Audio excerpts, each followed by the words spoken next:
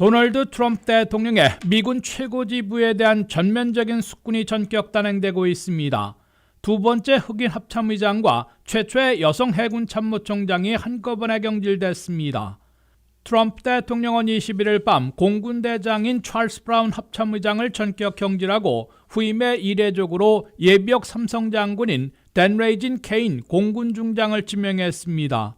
트럼프 대통령은 트루스 소셜에 나는 새로운 합참의장의 숙련된 조종사이자 국가안보 전문가이고 성공한 창업가인 댄 레이진 케인 공군중장을 지명한다고 발표했습니다.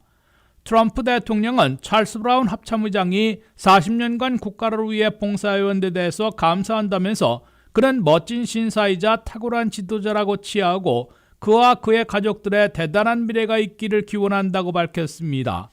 트럼프 대통령은 1기 때에는 최초의 흑인 공군 참모총장으로 지명했던 찰스 브라운 합참의장을 2기에는 첫 번째 숙군 대상으로 4년 임기를 절반이나 남겨둔 그를 전격 경질한 겁니다.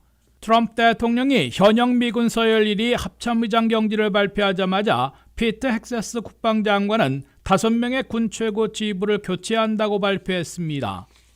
최초의 여성 해군 참모총장인 리자 프란체티 해군대장 제독과 공군 참모총장인 제임스 슬라이프 공군대장도 경질됐습니다.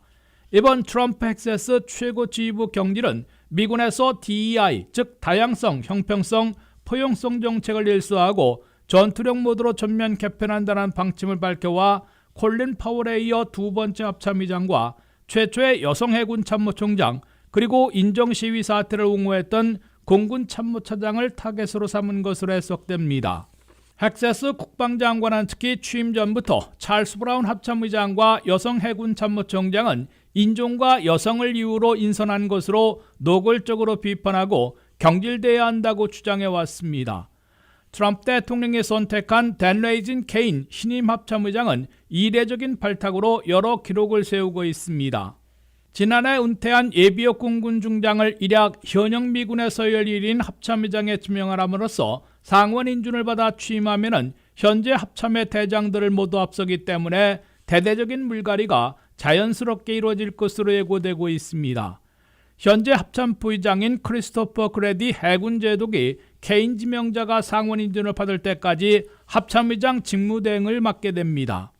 케인 지명자는 이와 함께 역대 합참의장들과는 달리 중장에서 지명됐을 뿐만 아니라 대규모 부대를 지휘해본 경험이 없는 유일한 인물로 꼽히고 있습니다. 그러한 케인 지명자가 현역 미군 서열 1위에 오르게 된 것은 2018년 이라크에서 트럼프 대통령에게 IS를 일주일이면 패퇴시킬 수 있다고 보고해 용맹한 지휘가로 비춰졌고 마가 모자까지 쓰고 트럼프에 대한 존경과 충성심을 공개 표시해 강한 인성을 심어주었기 때문으로 미 언론들은 전하고 있습니다.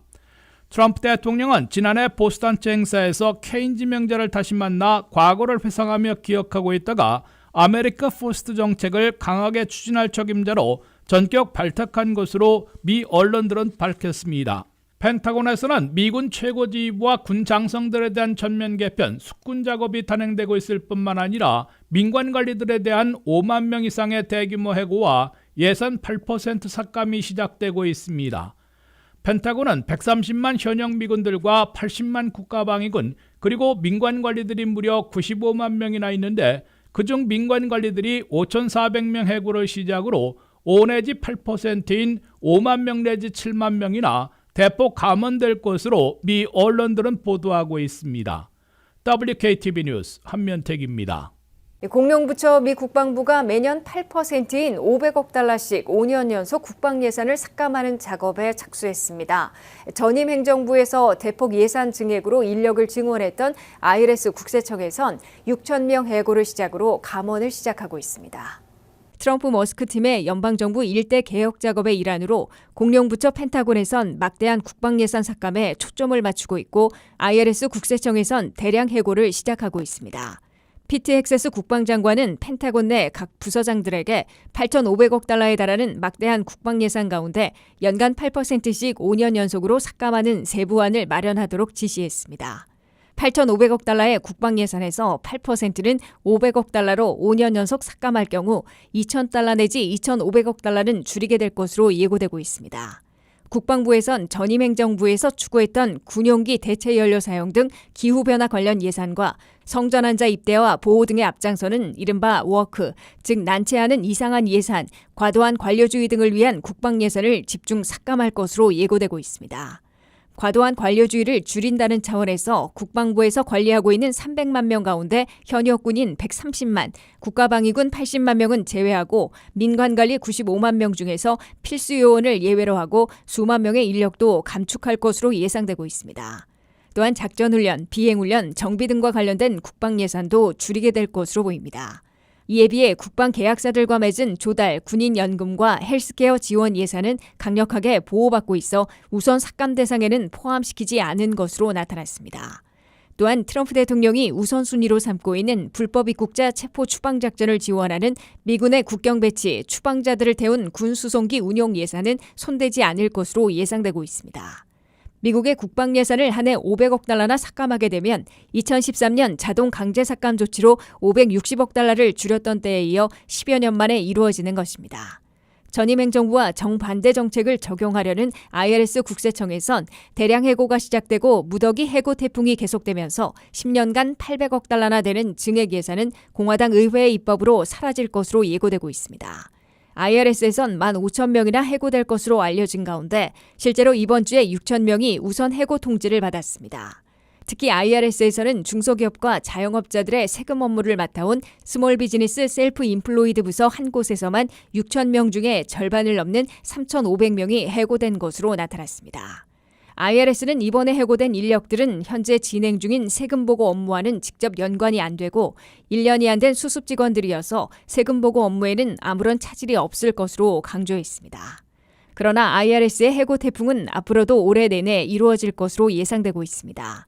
바이든 시절 IRS 예산을 10년간 800억 달러나 증액키로 하고 매년 80억 달러씩 늘려오다가 140억 달러는 줄였으나 여전히 660억 달러를 증액받고 있었습니다. 민주당 행정부나 의회는 IRS의 예산과 인원을 늘려 탈루 추적을 강화해 부유층과 대기업들로부터 세금을 더 걷어들인다는 정책이었으나 공화당 행정부와 의회는 정반대의 정책이기 때문에 IRS 예산 증액과 인력 증원을 백지화시키려 하고 있습니다. 공화당은 연방 상하원에서 과반 지지로 승인할 수 있는 예산 조정 법안에 IRS 예산 증액을 폐지하는 방안을 포함시켜 올해 안에 없애게 될 것으로 예고되고 있습니다. 트럼프 머스크 팀이 연방 예산을 절감해 가구당 5,000달러씩 부양 체크로 보내는 방안은 2조 달러 삭감하는 것이 극히 어려워 녹록지 않을 것이란 보도가 나오고 있습니다. 6조 7,500억 달러 가운데 3분의 2는 소셜연금과 메디케어, 국방비 등으로 절감하기 쉽지 않은 부분이어서 남은 재량 예산 2조 달러를 전액 삭감해야 하기 때문에 5,000달러 체크 가능성을 낮추고 있습니다. 한면태 기자의 보도입니다. 도널드 트럼프 대통령이 일론 머스크의 도지가 연방 예산 2조 달러를 절감하면 가구당 5,000달러씩 돌려주겠다는 야심천 방안이 과연 얼마나 가능성이 있을지에 갖가지 분석과 예측이 쏟아지고 있습니다. Where we give 20% of the Doge savings to American citizens and 20% goes to paying down debt because the numbers are incredible. 상당수 분석가들은 5,000달러짜리 트럼프 머스크 배당금 또는 부양 체크는 가능성이 그리 높지 않다고 지적하고 있습니다. 일론 머스크가 공언한 2조 달러나 절감할 곳이 연방 예산에서 좀처럼 찾기 어렵기 때문입니다. 한 해 지출하는 연방 예산의 총액은 6조 7,500억 달러인데 그중에 3분의 2는 마음대로 손댈 수 없는 소셜 세큐리티 연금, 메디케어 노년층과 장애인 건강보험, 메디케이드 저소득층 건강보험, 그리고 국방비 등 맨더토리 필수 지출 예산입니다. 나머지 재량 예산 2조 달러를 모두 삭감해야 한다는 뜻이기에 일론 머스크의 2조 달러 절감은 비현실적이라는 지적을 받고 있습니다. 머스크 본인도 처음에는 2조 달러를 공언했다가 1조 달러로 절감 목표를 반감시켰고 지금은 5천억 달러 절감이 더 현실적이라는 입장으로 바뀐 것으로 미 언론들은 전하고 있습니다. 이에 따라 메디케어와 소셜 시큐리티, 복지 예산 등에서 주로 새나가고 있는 사기당한 지출, 낭비, 부적절한 지불 등을 파악해 없애면 한 해 5천억 달러는 절감할 수 있고 연방 구조조정까지 몰아붙이면 잘하면 1조 달러 안팎을 기록할 수도 있을 것으로 예상되고 있습니다. 머스크의 도지가 사기당한 지출, 낭비, 부적절한 지불 등을 포착해 1조 달러를 절감한다면 가구당 2,500달러씩의 배당금 또는 부양 체크를 보낼 수도 있을 것으로 추산되고 있습니다.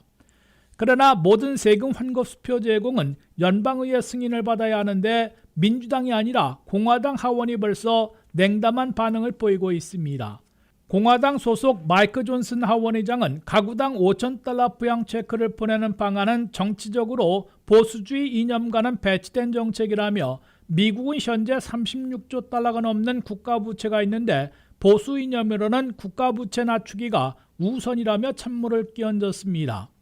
공화당 하원은 2017년에 트럼프 감세안을 영구적으로 연장하는데 4조 5천억 달러나 배정하고 메디케이드와 푸드스탬프 등 맨더토리 필수 예산에서 2조 달러를 삭감하며 국경 강화 예산으로 1,100억 달러를 보충하는 내용 등을 하나의 예산조정법안에 담아 내주 처리할 태세를 보이고 있습니다. 이로 미루어 가구당 5,000달러짜리 트럼프 머스크 부양 체크가 올 하반기나 내년 상반기에 미국민 가정에 보내지기는 가능성이 그리 높지 않아 보입니다. 다만 공약이나 공개적인 언급을 반드시 지키고 있다는 지도력, 추진력, 정치력을 보여주기를 원하는 트럼프 대통령이나 머스크 정부 효율부 수장이 남들이 못하는 연방 예산을 대폭 절감해 수백 달러짜리 체크를 보낼 가능성은 여전히 남아있는 것으로 예측되고 있습니다. WKTV 뉴스 한면택입니다. 트럼프 대통령과 공화당 의회는 예고해왔던 확장 메디케이드와 푸드 스탬프를 대폭 축소하는 입법 작업에 본격 착수했습니다.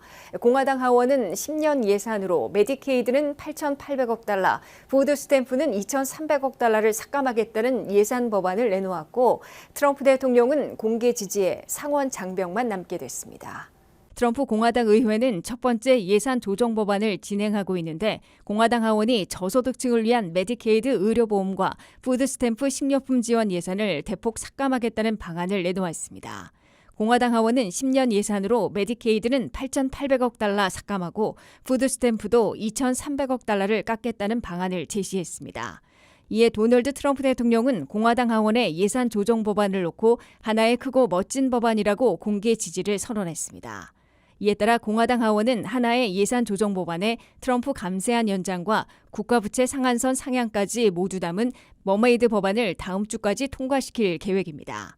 공화당 하원은 2017년에 트럼프 감세안을 영구화시키는데 10년간 4조 5천억 달러를 배정하고 메디케이드와 국방비를 포함하는 필수 예산은 2조 달러를 삭감하며 국경 안보 강화에 1,100억 달러를 추가 지원하는 내용을 담고 있습니다.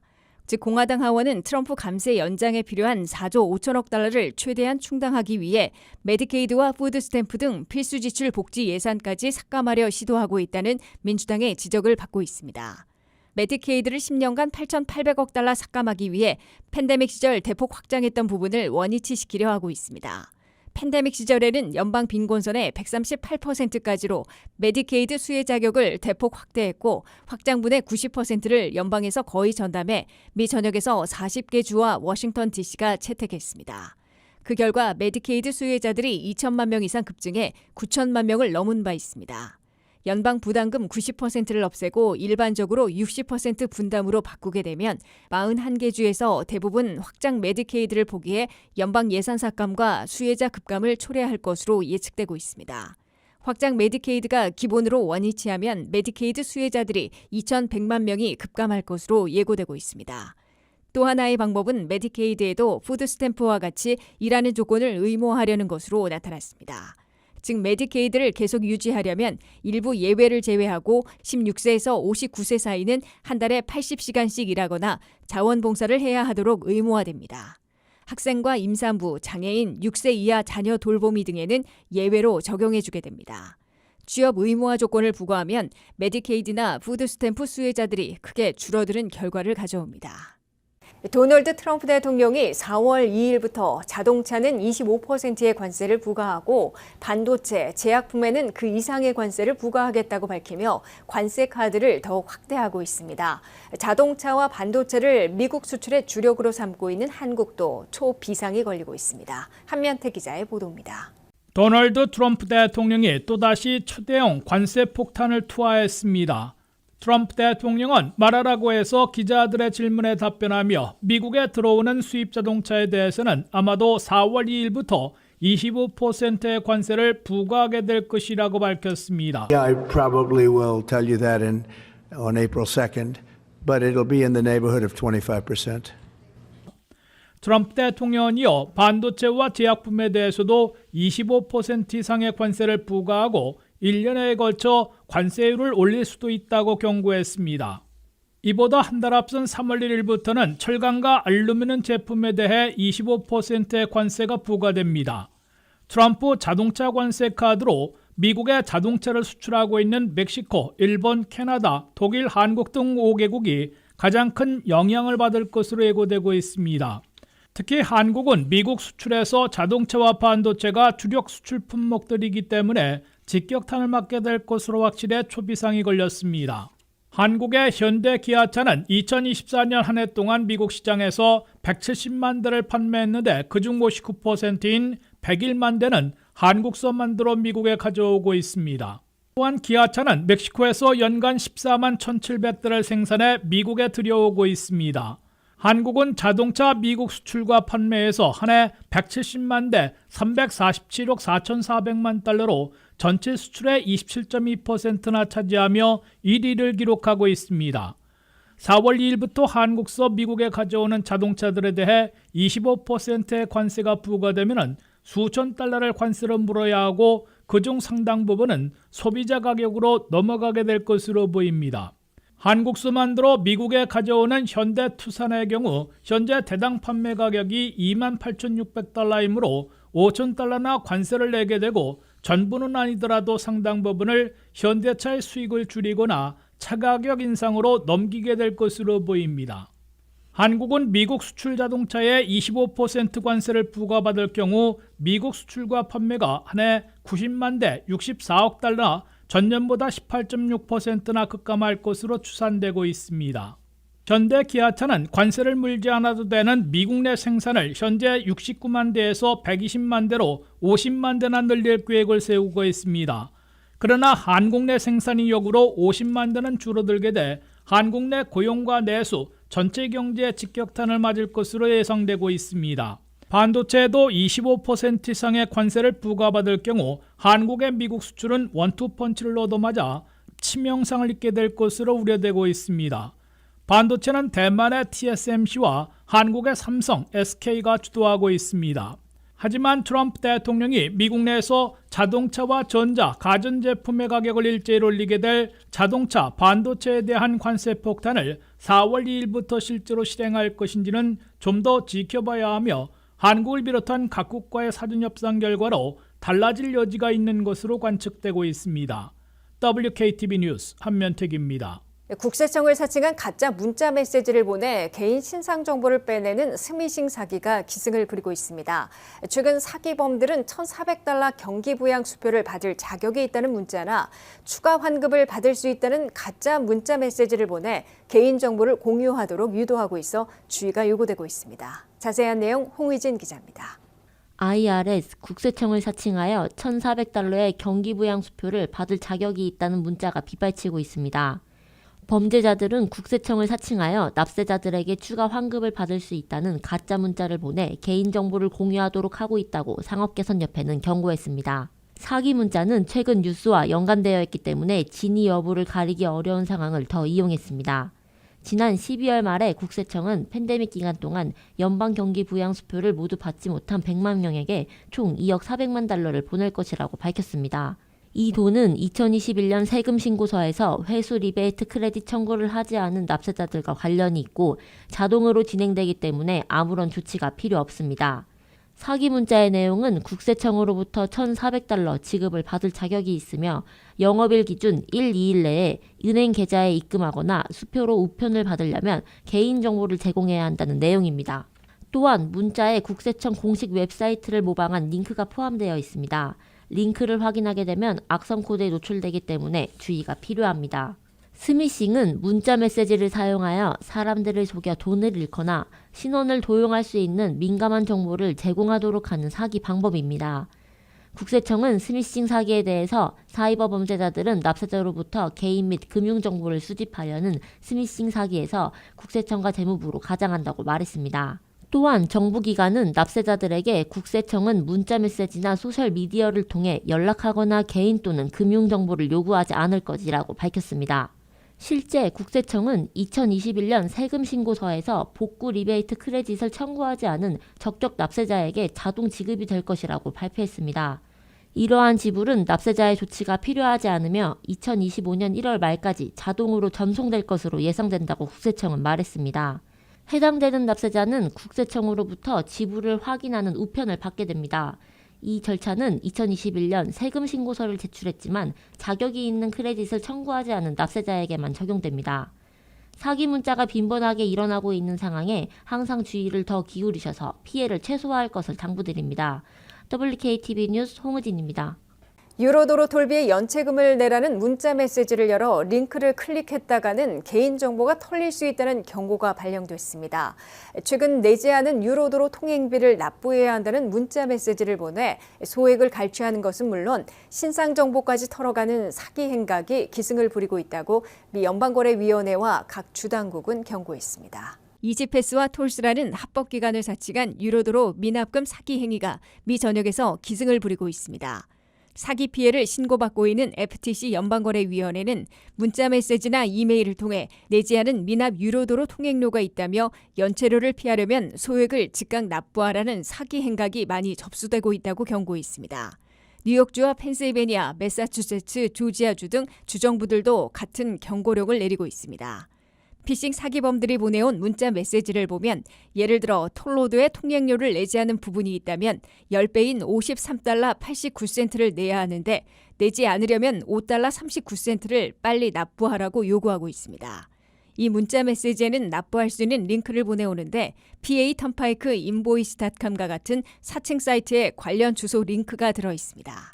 펜실베니아의 주요 유료도로인 펜실베니아 턴파이크를 관리하는 회사처럼 속이고 있습니다.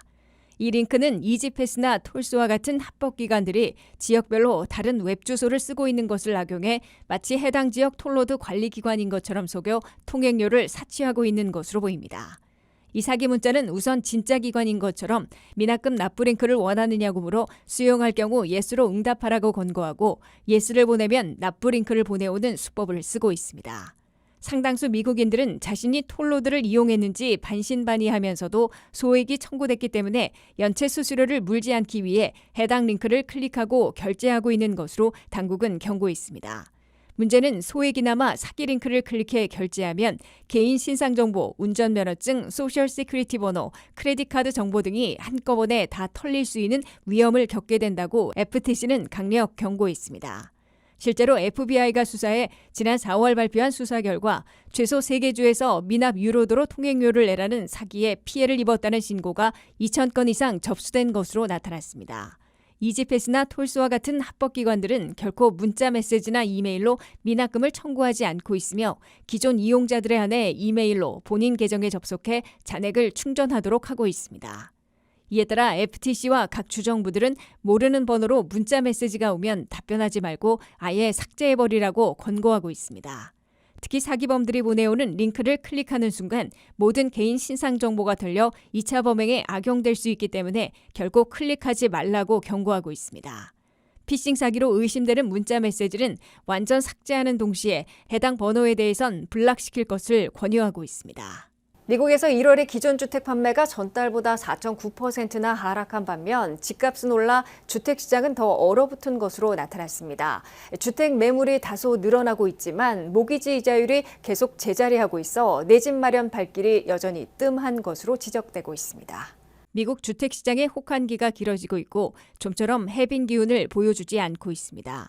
미국에서 1월 기존주택 판매는 연율로 408만 채로 전달보다 4.9%나 하락했다고 전미부동산인협회가 발표했습니다. 시장 분석가들은 마이너스 2.6을 예상했으나 예측보다 훨씬 저조한 것입니다. 지난해에 비하면 2% 많은 것이지만 여전히 15년 만에 최저 수준에 맴돌고 있습니다. 1월 말 현재 팔려고 내놓은 주택 매물은 118만 채로 전달보다 3.5% 늘어났으나 3.5개월치에 불과해 통상적인 6개월치에는 절반 수준에 그치고 있습니다. 한번 내놓은 기존 주택이 팔릴 때까지 걸린 기간은 41일로 2020년 1월 이래 가장 오래 걸리는 것으로 나타났습니다. 그럼에도 주택 모기지 이자율은 여전히 7% 안팎에서 꼼짝 않고 있습니다. 이 때문에 판매되는 기존 주택 평균 가격은 1월에 39만 6,900달러로 전년보다 4.8% 오른 것으로 계산됐습니다. 주택 모기지 이자율이 제자리하고 있어 매물의 소폭 증가에도 내 집 마련에 나서는 발길이 뜸해 집값만 오르는 악순환이 아직도 지속되고 있는 것으로 분석되고 있습니다. 올캐시로 집을 산 사람들은 전체의 29%로 근래의 평균 32%보다 줄었습니다. 첫 집을 마련한 사람들은 전체에서 28%로 근래 평균 40%보다 훨씬 적어 처음 내 집 마련의 길이 갈수록 험난해졌음을 보여주고 있습니다.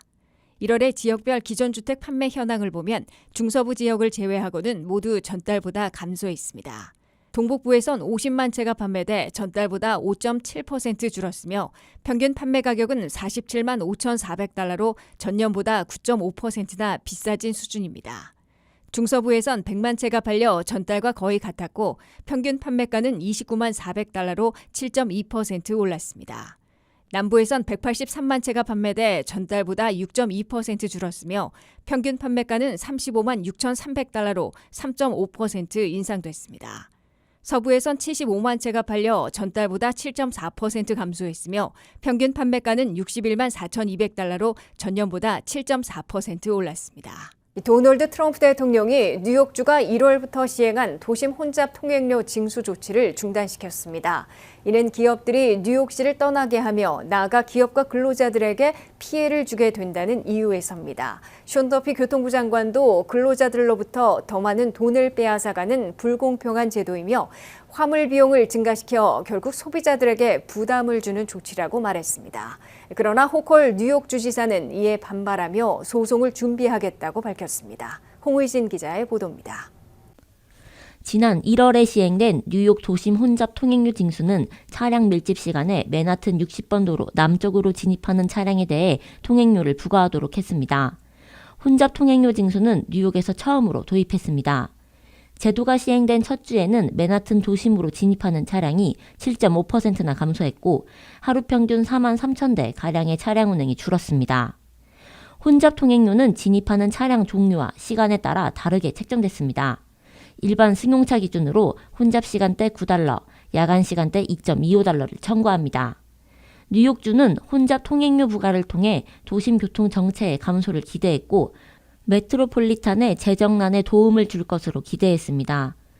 트럼프 대통령은 혼잡 통행료 징수는 뉴욕시가 다른 도시와 비교하여 불리한 입장에 처하게 돼 기업들이 뉴욕을 떠나 큰 피해를 보게 될 것이라고 주장했습니다. 숀 더피 교통부 장관은 뉴욕 고속도로를 이용하여 통근하는 사람들은 이미 세금 납부를 통해 고속도로의 건설 자금을 지원했다고 말했습니다. 교통 혼잡 시간 통행료 징수는 근로자들로부터 더 많은 돈을 빼앗아가는 불공평한 제도이며 화물 비용을 증가시켜 결국 소비자들에게 더 비싼 가격을 전가하는 구조를 만든다고 말했습니다. 혼잡 통행료 제도가 교통 혼잡 감소를 위해서라기보다는 교통 수입을 늘리는 방향으로 설정됐기 때문에 결국 정책 시행 취지가 어긋난다는 게 연방 정부의 판단입니다. 이에 호컬 뉴욕 주지사는 반발의 입장을 밝혔고 미국은 왕이 아닌 법이 통치하는 국가라며 소송을 준비하겠다고 말했습니다. 메트로폴리탄 역시 연방정부 명령에 이의를 제기하는 입장을 밝히며 법적 절차를 진행하겠다고 뉴욕 타임스는 보도했습니다. WKTV 뉴스 홍의진입니다.